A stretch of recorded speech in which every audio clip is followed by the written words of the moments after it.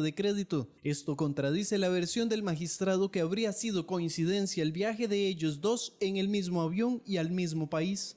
Hay alguna inconsistencia, que esa inconsistencia obviamente tiene que tomarse en cuenta a la hora de resolver este asunto disciplinario, porque se dice una cosa, se desmiente, se dice otra, y en el Poder Judicial precisamente no podemos permitir que hayan ese tipo de diferencias en cuanto a los dichos sobre una actuación u otra. Luego de agregado este nuevo elemento a considerarse en la investigación, el magistrado Gamboa utilizó su blog personal para responder, donde aclara que pagó su tiquete con su propio dinero y no habría viajado a Panamá con otro costarricense. Esta circunstancia personal y de fuerte repercusión en mi vida familiar es explicada detalladamente con los respectivos documentos, razones y pormenores en la contestación. Lamento mucho que una persona en el Poder Judicial o en la aerolínea se presten para un juicio mediático, para publicaciones con información que no está completa, pese a que afirman basarse en el expediente disciplinario, al que aluden de manera selectiva y con el fin de perjudicarme. La semana anterior, el presidente de la Corte dio a conocer que solicitaría la suspensión de Gamboa del cargo de magistrado. Además, afirmó que no hay relación de amistad que lo una con el magistrado. Buscamos la posición de la Corte Suprema de Justicia, sin embargo, su presidente Carlos Chinchilla no se referirá a este asunto al ser un proceso disciplinario privado, ni tampoco algún otro de los magistrados involucrados en esta investigación. Para RTN Noticias, Fernando Brenes. Bueno, y precisamente en la noche fue cuando la kilométrica sesión, que fue de 9 horas, empezó en la tarde, continuó y terminó hasta las 11 de la noche. 11 de la noche aproximadamente. Sí, bueno, se tomó la decisión de suspender a raíz, sobre todo, de este hecho en específico divulgado por el diario CR Hoy. Así es. Y bueno, ya una serie de otros elementos que se venían valorando, pero sí. Dentro de la cobertura que se dio a este tema costó muchísimo y quisiera tal vez lo vamos a tener más adelante, César, pero me parece que tengo por aquí una nota que me gustaría compartirla en esta mañana y que tiene que ver con una petición que se está haciendo dentro de la Universidad de Costa Rica a propósito de la cobertura que dieron los medios de comunicación ayer a la sesión, es que la estoy abriendo, a la sesión de la Corte Plena.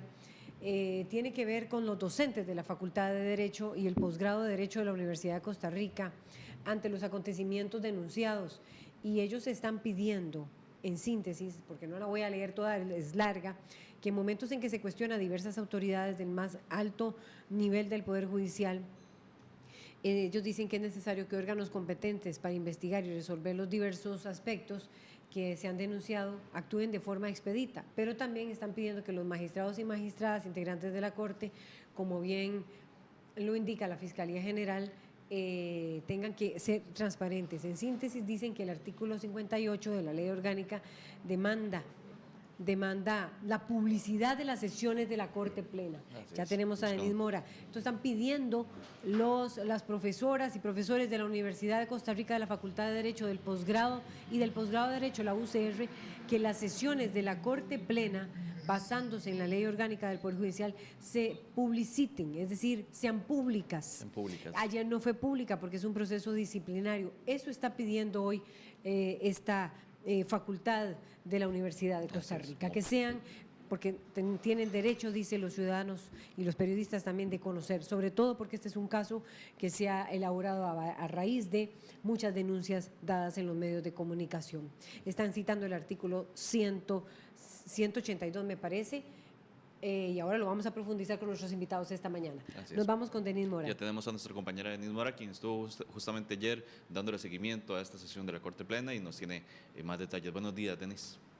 ¿Qué tal? Muy buenos días para usted, César, para doña Laura y para los televidentes. A eso de las 12 de la noche, más o menos, fuimos terminando el trabajo el día de ayer, luego de esta extenuante jornada, una jornada que duró alrededor de 9 horas. Corte Plena inició sesión a eso de las 2 de la tarde, empezó a conocer el caso del magistrado Celso Gamboa, la suspensión que terminó precisamente en la suspensión de 3 meses del magistrado, pero el magistrado utilizó un recurso para pedir que al menos 11 magistrados se tuvieran que inhibir de conocer su caso. Él alegaba diversas cosas, por ejemplo, en el caso específico del magistrado Fernando Cruz, alegaba que él había hablado o que había anticipado criterio en medios de comunicación. También, por ejemplo, en el caso del magistrado Román Solís, alegaba que pues él era testigo en una de las causas por las que en este momento se le investiga, por las que se le presentaron alrededor de 5 causas ante la investigación judicial,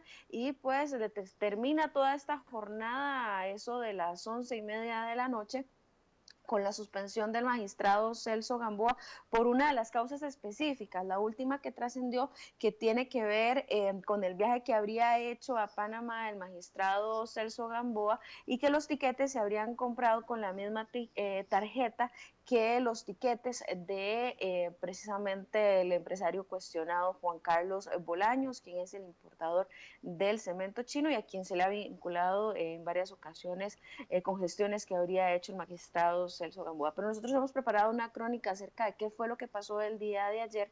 Comentarles nada más que el único magistrado que salió luego de esta extenuante sesión de Corte Plena a dar declaraciones fue el magistrado Román Solís. Los otros magistrados salieron por una puerta donde la prensa no tuvo acceso, pero la prensa estuvo, estas 9 horas en vela afuera de la Corte Suprema de Justicia. Pero vamos a ver esta información que nosotros preparamos esta mañana. De forma unánime y tras una sesión maratónica que duró al menos 9 horas, 21 magistrados de la Corte Suprema de Justicia decidieron suspender a su compañero Celso Gamboa. La medida se toma a raíz del viaje que supuestamente habría realizado a Panamá Gamboa con Juan Carlos Bolaños, el cuestionado importador de cemento chino. Y es que trascendió en medios de comunicación que ambos boletos fueron comprados con la misma tarjeta. La petición la hizo el presidente de la Corte Suprema de Justicia, Carlos Chinchilla. Ciertamente la gestión que planteó el señor presidente, conjuntamente con otras 2 gestiones planteadas por 2 organizaciones sindicales del Poder Judicial, estaban orientadas a solicitar la suspensión cautelar del señor magistrado en aras de lo que hace unos minutos afirmé, de que la honorabilidad de la Corte debe estar siendo reconstruida, y eso fue lo que, y de sus integrantes, lo que motivó, entre otras cosas, la decisión para lograr una investigación objetiva, imparcial, transparente. Fue que se tomó la decisión correspondiente. Antes de que iniciara la sesión, Gamboa recusó al menos a 11 magistrados. Estas inhibiciones fueron rechazadas una a una, pero ese proceso duró alrededor de 8 horas. Con la medida, el magistrado buscaba evitar que los altos jueces pudieran participar de la votación para suspenderlo de su cargo. Las recusaciones que el señor Gamboa planteó fueron debidamente analizadas, estudiadas y resueltas, rechazándolas. ¿Qué sigue ahora, don Román? El procedimiento disciplinario continúa, el órgano instructor que lo encabeza don Orlando Aguirre continuará con las investigaciones correspondientes y presentará un informe ya para definir el fondo del asunto. Esta es la primera ocasión en que se suspende de su cargo a un magistrado. Esto a pesar de que se destituyó en el 2014 a Óscar González, magistrado en ese momento de la Sala Segunda, y a quien se le acusaba de violación y acoso sexual. Hay que ser claros, es por vez primera en la historia de la Corte que se suspende un magistrado. Por vez primera, las razones por las cuales se suspende un magistrado están entronizadas en un ámbito de tráfico de influencias, de contactos políticos, cuestiones de ese tipo, y sí genera esa circunstancia histórica de que es la vez primera que un funcionario de tan alta jerarquía está siendo objeto de un proceso de la discusión jurídica, don Román, que usted nos Sobre Gamboa aún falta por resolverse varias causas, entre ellas la que se abrió por supuestamente estar en estado de ebriedad en el aeropuerto de México, tras estar representando a Costa Rica en una actividad en ese país. La Corte Plena sesionará nuevamente este jueves para ver el caso del magistrado Porfirio Sánchez, a quien se le acusa de prevaricato. Bien importante resaltar entonces la sesión de Corte Plena que estaría dándose el día de hoy a eso de las 2 de la tarde. Se estaría viendo el caso del magistrado Porfirio Sánchez. Además, también si se le sigue el curso a esta investigación en contra del magistrado Celso Gamboa, la causa estaría siendo llevada a una comisión especial en la Asamblea Legislativa, luego de una recomendación que hiciera la Corte Suprema de Justicia, luego de estos 3 meses de investigación que se ha decretado esta suspensión del magistrado Celso Gamboa. Importante también resaltar que fue con goce de salario la suspensión por 3 meses del magistrado Celso Gamboa, y como les decía, él iría a la Asamblea Legislativa, a una comisión especial, este caso iría a la Asamblea Legislativa, una comisión especial que de determinar en una recomendación de destitución sería votada por el Pleno de los Diputados, por los 57 legisladores. No sé, compañeros, si ustedes tienen alguna consulta de lo que aconteció ayer, de esta jornada tan larga de 9 horas en donde se suspende al magistrado Celso Gamboa a su cargo. Nada más, Denise, preguntarte, aparte de que pasaste en esa cobertura tan larga, lo difícil que fue, ¿verdad, Denise?, acceder a la información. Los magistrados, casi todos, fue una votación, una sesión histórica, 21 magistrados, ¿verdad?, suspenden a Celso Gamboa, pero solo vi a don Román Solís dar declaraciones, y estoy leyendo un documento que está circulando en la Universidad de Costa Rica de docentes de la Facultad de Derecho y del posgrado de Derecho de la UCR, que están pidiendo, amparándose en el artículo 11 de la Constitución Política, que es necesario que se publiciten las sesiones de la Corte Plena, sobre todo, vamos a ver si lo logro leer para no tenerte ahí mucho rato, en torno a por la necesidad de la salud democrática de la institucionalidad costarricense. Están recomendándole a la Corte Plena abstenerse de decretar la privacidad de sus sesiones. ¿Cómo lo ves vos como periodista que estuviste en la cobertura y has estado en la cobertura de varios de estos temas? Doña Laura, fue muy difícil el acceso para la prensa. Nosotros, de hecho, estuvimos prácticamente en vigilia permanente afuera de las instalaciones de la Corte Suprema de Justicia, pues no nos dejaban ni siquiera ingresar al edificio, ni siquiera teníamos una sala donde pudiésemos estar, donde pudiésemos tal vez tener acceso a algún tipo de información. Había un hermetismo completamente. La misma prensa de la Corte Suprema de Justicia nos decía que no tenían información. Nosotros no podíamos accesar a alguien que nos dijera por lo menos, bueno, estamos en tal y fuentes anónimas que nos podían comentar tal vez lo que estaba pasando, pero mucho era especulación también. Por ejemplo, 8 horas duró el proceso que tenía que ver con la suspensión, o más bien con la inhibición que estaba pidiendo don Celso Gamboa de estos 11 magistrados, y nosotros no pudimos tener acceso a saber ni siquiera cuáles eran esos magistrados.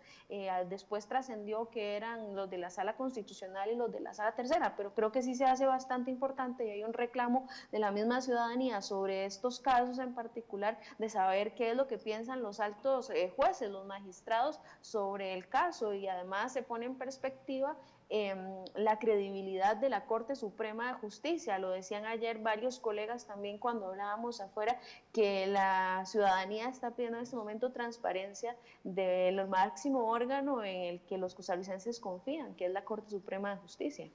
Muchísimas gracias, Denise Mora. Aquí estaba leyendo en qué se está basando, que inclusive en particular están pidiendo no excluir a los medios de comunicación de las sesiones o deliberaciones previas que se dan en Corte Plena, y invocan un artículo, o más bien un voto de la Sala Constitucional de alguna sesión en donde sí se permitió la apertura de la prensa a la cobertura. Pero bueno, muchas gracias, Denise Mora, por esta información, y ahora sí, estamos aquí en la mesa con los invitados de esta mañana, César. Así es, tenemos ya con nosotros en la mesa a Ronald Segura de la Asociación de Fiscales y a Álvaro Rodríguez de la Asociación Nacional de Investigadores en Criminalística, dos organizaciones, doña Laura, que también han sido muy insistentes en el tema de la separación de Celso Gamboa para continuar con la investigación. En particular, don Álvaro, la Asociación de Criminalística lo demandó, lo solicitó, argumentando una serie de razones. ¿Cómo ve usted esta resolución ya hoy hecha realidad? Buenos días, César. Buenos días, Laura. Buenos días, Ronald. Buenos días. Pues una noche larga, muy complacido de este segundo aporte que hace la cúpula del Poder Judicial. La semana pasada con don Jorge Chavarría, y ahora esto que ya pone de manifiesto que sí se quiere mejorar toda la transparencia, y en aras de lo que está sucediendo, gracias a esas noticias, agradables saber esas noticias, de que pueda la prensa ser testigo constante de lo que se esté dando, tanto en causas disciplinarias como en procesos de toda índole. Eso es muy importante, porque lo que ustedes extraigan de eso es lo que nosotros podemos percibir como usuarios y como ciudadanos, y casi la información normalmente es la más acertada, documentada, al igual que empieza a suceder con el caso de los sindicatos, que la gente empieza a aportar también documentos muy valiosos que también compartimos dichosamente con ustedes. Así es que aprovecho para darle las gracias a la prensa por todo ese esfuerzo que ha hecho desde la semana pasada hasta el día de anoche. Pero no solamente Ronald Segura y Álvaro Rodríguez pasa esto, de la Asociación de Fiscales y de la Asociación Nacional de Investigadores en Criminalística. Ayer se traslada al fiscal del crimen organizado.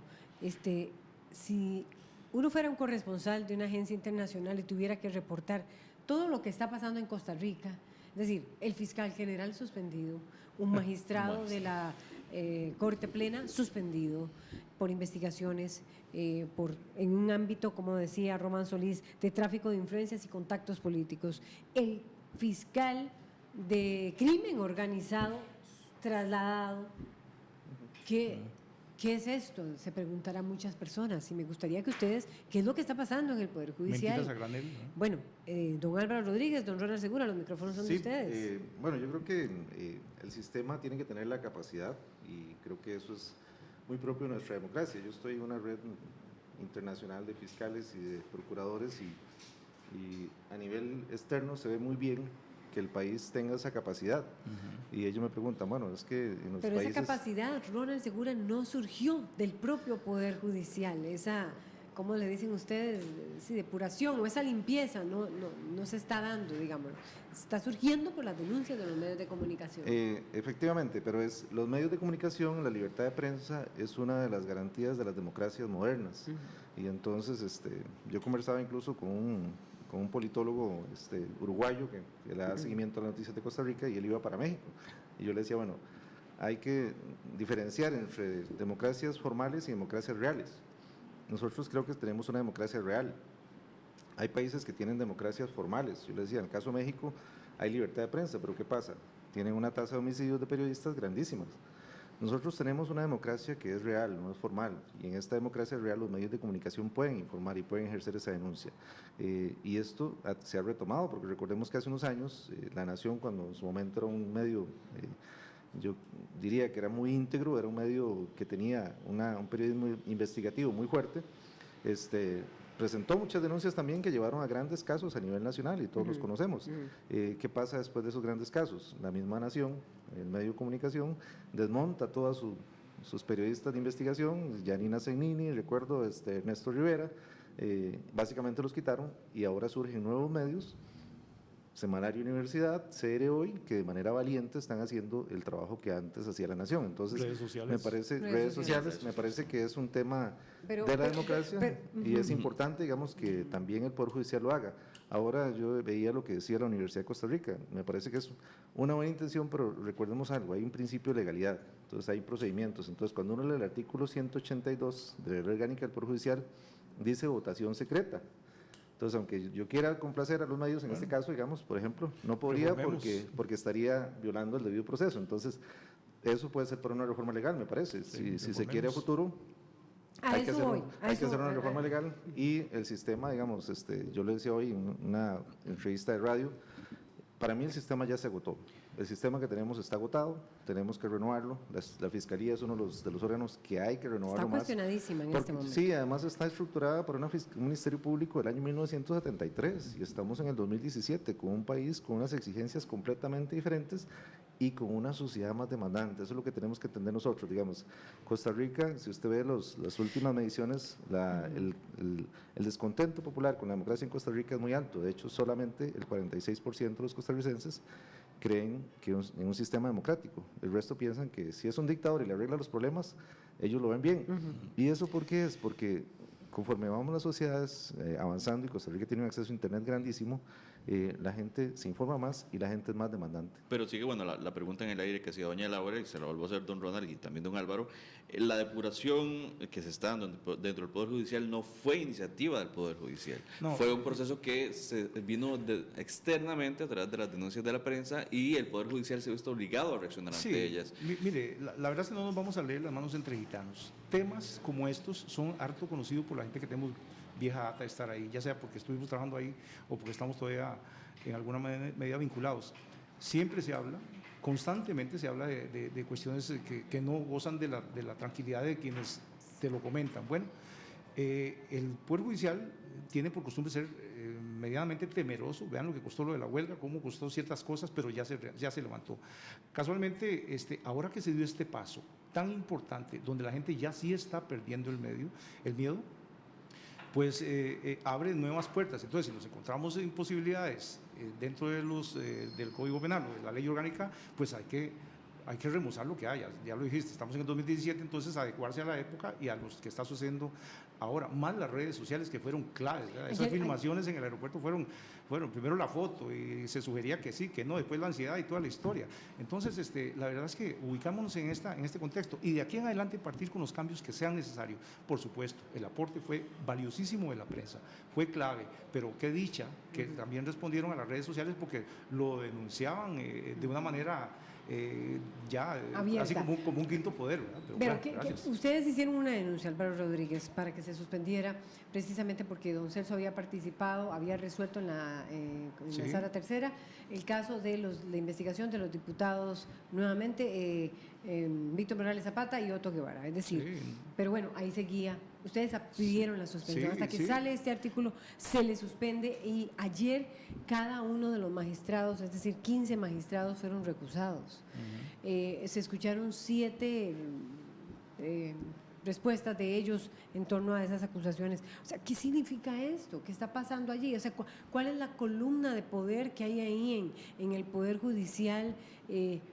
Que hasta que empiecen a salir unos casos ustedes pueden plantear denuncias, van a haber más denuncias.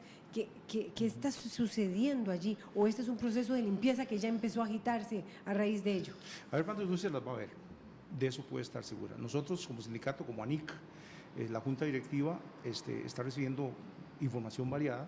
De hecho, ayer andaba haciendo una visita en el archivo judicial, recuperando algunas documentaciones que pueden ser valiosas y está entrando información variada. Hagan uso de eso, invitamos a los compañeros judiciales y a la gente en general a que hagan uso de las alternativas que se tienen, tanto como el sindicato como ustedes, para que esto se vaya ya aclarando. Porque ya en mucha medida. ¿Hay miedo? Demos ese paso. ¿Qué viven los fiscales? Hoy hay 2 fiscales. Uno trasladado, es decir, Ronald Segura y el fiscal general suspendido.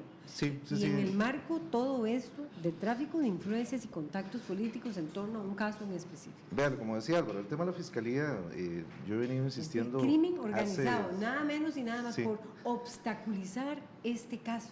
Exactamente, pero vea, doña Laura, hace 8 años, yo tengo más de 8 años luchando por una carrera fiscal en el Ministerio Público. Entonces, lo planteé con doña Sarela Villanueva, se lo planteamos a don Jorge. Él tiene un reglamento de carrera que le hice yo hace más de 2 años.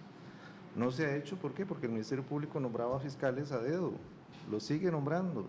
La Corte hace años entró en un tema de carrera judicial y el Ministerio Público no. ¿Cuál era el problema? ¿Cuál es el problema que hay en el Ministerio Público? Le voy a decir, vea, el día que suspendieron a don Jorge, 15 minutos después de esa suspensión, yo hablo con una fiscal que ya está pensionada, muy cercana a él, porque me dijeron hay una persona que está muy inquieta con este tema, y me amenaza directamente, me dice, mire, usted la va a pagar y yo me voy a encargar de que usted pague. Me digo, pero yo no tengo, la suspensión entienda que no es un asunto mío, la suspensión es un asunto de varias denuncias. Lo que está ocurriendo es que hay varias denuncias e incluso la solicitud la presenta el presidente de la Corte. Qué delicado, ¿eh? En estos días incluso varios fiscales han presentado renuncias a la asociación. ¿Y por qué lo hacen? Porque son fiscales que han sido favorecidos con nombramientos, son fiscales que están relacionados a gente de partidos políticos y entonces eso sigue. Y la gente es muy O sea, en la temblorosa. Fiscalía Qué Ronald delicado, Seguro, ¿ah? de la Asociación de Fiscales, se eligen fiscales a dedo y por Así es. contactos políticos. Qué delicado. Así se ha hecho, digamos, yo no puedo decir que por contactos políticos, sí puedo decir que no hay un criterio de selección, no hay concursos para presentarse a las plazas y no se elige a la gente por trayectoria ni por atestados, sino que simplemente se designan a dedo. ¿Por qué? Porque es una estructura jerárquica que está, como le digo, la ley del Ministerio Público está de 1973 y no responde. Hace 2 años el CEJA, el Centro de Estudios de Justicia de las Américas, me pidió un artículo que se publicó en la revista Sistemas Judiciales, la número 95 creo que es, la pueden revisar en el CEJA, ahí está, y me decían, haga un artículo para que usted nos diga, desde su experiencia, yo he trabajado con varios equipos de investigación internacionales, el Ciro Fraud Office, el Departamento de Justicia de Estados Unidos, la Fiscalía de España, y el CEJA me pide un artículo que yo diga en ese artículo cómo tiene que ser una fiscalía para investigar megacasos de corrupción. Y en ese artículo yo doy las claves. ¿Por qué? Porque mientras el fiscal general siga siendo elegido por magistrados que son elegidos por diputados, hay o sea, cualquier costarricense puede hacer la relación muy sencilla. Los magistrados los elige la Asamblea Legislativa, la Asamblea Legislativa designa a los magistrados, la mayoría son elegidos por procesos políticos, tienen que ir a hacer lobby a la Asamblea Legislativa y esos magistrados eligen al fiscal general. Entonces, si las fiscalías que están por debajo del fiscal general dependen del fiscal general y el fiscal general llega con un color político, el Ministerio Público no avanza. Y eso es un tema que Latinoamérica no ha avanzado en eso. Y en este caso se ha Pero evidenciado. bueno, por eso. Se ha evidenciado. Por eso, pero entonces, ¿quién elige a dedo a esos fiscales? ¿El fiscal? El fiscal general. El fiscal general los ha elegido, los últimos nombramientos han sido completamente discrecionales. Y yo siempre he dicho, mire, donde hay discreción, hay corrupción, porque en realidad, digamos, ningún proceso debería ser discrecional, la gente debería tener la posibilidad de participar en los concursos, de impugnarlos, como lo hace hoy la carrera judicial, y nosotros hemos luchado por la carrera fiscal los últimos 8 años. En mi caso ha tenido un costo muy particular, y digamos, a mí me informó, por ejemplo, un fiscal adjunto hace un tiempo, me dice, mire, usted no va a ser nombrado fiscal adjunto porque usted está molestando con la Corte de que haya carrera fiscal, y a don Jorge Echevarría eso le molesta. Totalmente Y creíble. en realidad, digamos, yo he dicho, bueno, si yo me voy de la Corte, porque puede ser que yo me vaya en cualquier momento, me voy a ir con mi conciencia tranquila de que luché por mejorar este sistema, y el sistema hay que mejorarlo. El Ministerio Público es uno de los órganos que requiere más intervención del Poder Judicial. Bueno, y está trasladado el fiscal del crimen organizado, el fiscal general suspendido. ¿Qué se decía sobre el caso del cementazo, del cemento, de la importación del cemento chino? ¿Qué se hablaba entre fiscales? ¿Se decía por debajo?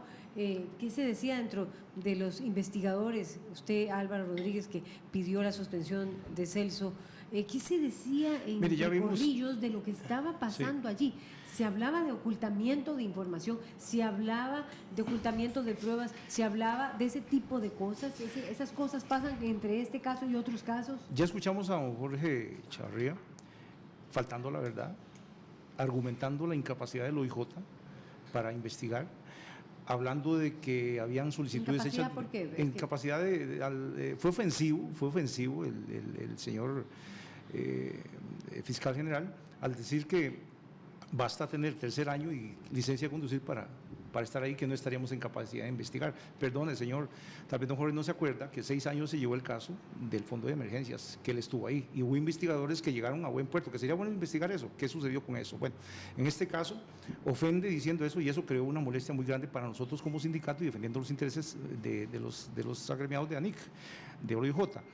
Y miente al decir que había una computadora que no había podido ser explorada por el personal correspondiente informático que tenía información sobre el caso del cementazo, y aparece el señor director desmintiéndolo, no había ninguna solicitud. Entonces ese tipo de cosas desfavorecen, y después colma la paciencia ya con las 1083 llamadas que todos tenemos conocimiento, donde también sale diciendo que había falta de información, y el señor director aparece